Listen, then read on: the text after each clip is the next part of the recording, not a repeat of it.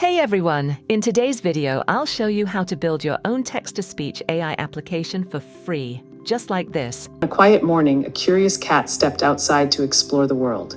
Everything will run in the cloud. No installation on your PC. Let's begin. Create Google Colab Notebook and enable GPU. First, open colab.google. Click on Open Colab. Create a new notebook. I name it like new_app.ipynb.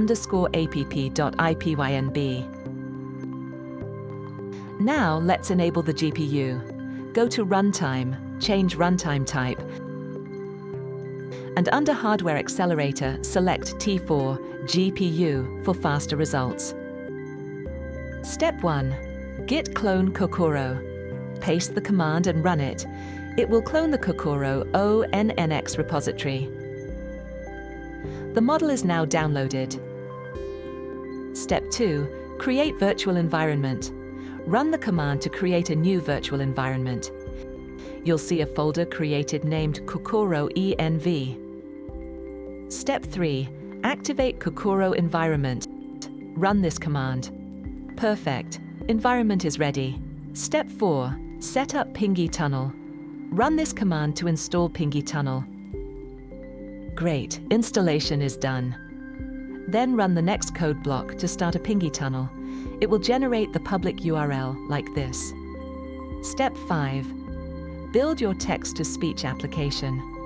I've already written the code for the TTS application using the Kokoro ONNX model. Just run the cell. It will take a few seconds. The app is running on localhost 5000. Let's test it. I'm opening a new incognito window. Now copy this link. Paste it here. Click Enter Site. And wow, the text-to-speech app is live. Here you can see all the available voices and language options clearly. Now I'm typing 2 lines of text and clicking Generate Speech.